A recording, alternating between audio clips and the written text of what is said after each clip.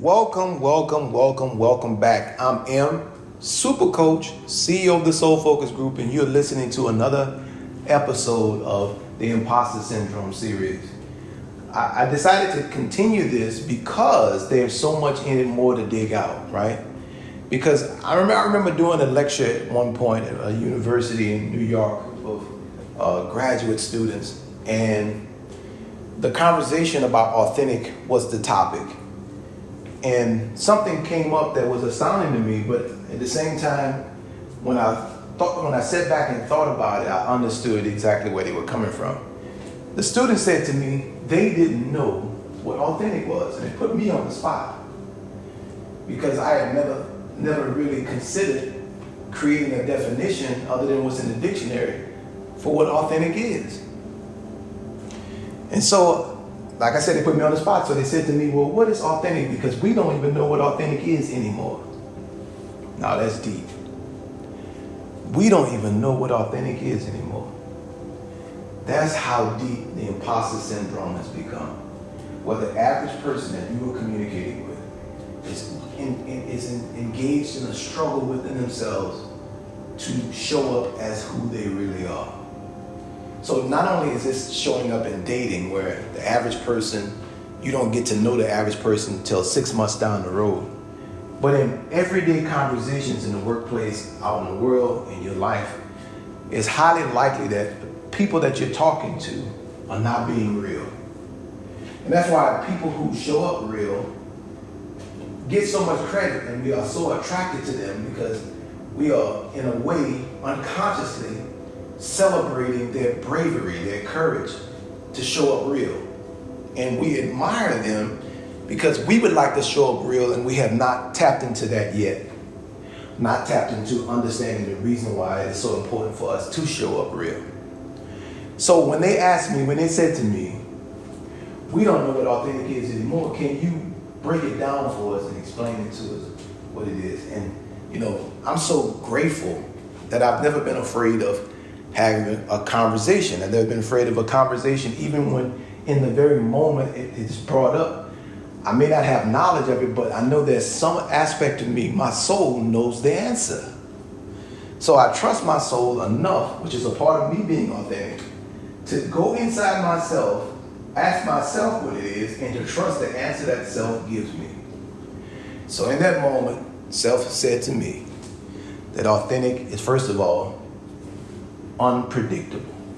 Now, this is the first thing you got to get, because here is what makes authentic so powerful. And the reason why racism, sexism, classism, and all these isms exist, they exist to take you off of your mark, because the world wants to control you.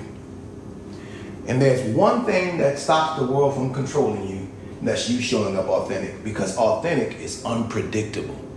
See, the moment you start trying to premeditate, because that messes up being unpredictable. The minute you start trying to premeditate how you're supposed to be, how you think you should be, for a moment that hasn't happened yet, you are putting yourself in the realm of inauthenticity. Inauthenticity, imposter. You're putting yourself in the imposter syndrome. The moment you start predicting how you think you're supposed to show up, how you're supposed to talk, or how you're supposed to say what you're going to say, when you don't trust yourself in the moment, because your authentic self is looking to show up in an unpredictable way. In other words, you cannot predict how you're going to authentically say something if you're allowing yourself to be natural. So it's unpredictable. That's the first thing. Second thing, it's spontaneous. Your authentic self is spontaneous. There have been times in my life where I brought audiences to their feet and standing ovation, and I could not duplicate that if I tried, because it was spontaneous. It was because I was 100% dedicated to the moment. That's another thing. Authenticity is being all in. Unpredictable, spontaneous, and being all in. Oh my God, isn't that beautiful? Unpredictable, spontaneous, being all in. In other words, you are 100% in the moment. I've been in situations where I've said, like I said, dynamic stuff, and I could not remember what I said because I was so much in the moment that I could not tell you. I couldn't tell you what I said until I went back and listened to the tape, and I was like, oh, wow. Then here's what happens when you're authentic, unpredictable, spontaneous, 100% in, all in. You end up going back and listening to what you said, and it teaches you something about life and about yourself, because your authentic self is the most powerful version of you in that moment. Your authentic self is the most powerful and most potent version of yourself in that moment. When you show up as your authentic self, you are bringing the secret weapon to the table. It is not by accident that each and every one of us are one-of-a-kind human beings. That out of billions of other people on the planet, we are different, and that authenticity marks the difference. So in the word authentic is also the word author, authority. So your authenticity is where your authorship and your authority comes from.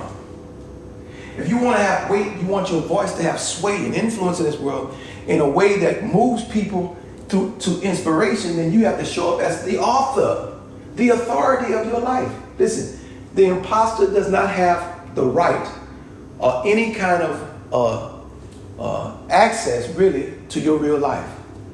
That's the reason why nothing you attain while you're operating in imposter syndrome will bring you happiness, because the means by which you are operating from is not from your own authorship. And I know I've mentioned this before, but I mention it again.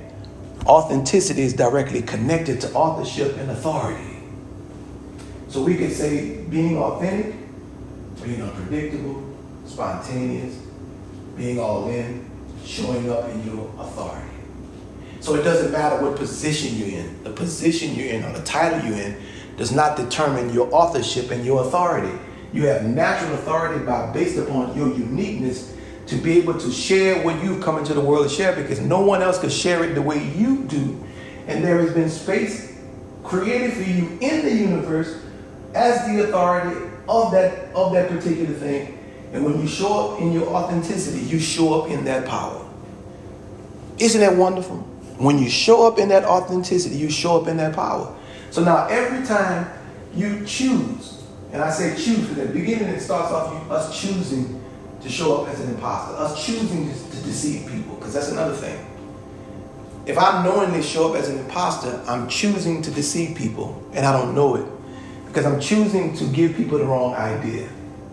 And I'm doing it intentionally because subconsciously or consciously, I believe that something is not right about my authentic self. My ego sees fault in my authentic self, and so it wants to alter who I am, because it thinks it knows what to get me accepted, when the universe has already created in me the secret weapon, not only to get me accepted, but for me to be the most effective human being I can be. So every time I alter, think about altering your DNA. If you could think about the whole idea of altering your DNA, what kind of mess you can create if you would go inside yourself and alter your DNA. When you don't even know the science about how this miraculous thing was put together called you. Every time you show up as your imposter self, it's like you're altering your spiritual DNA.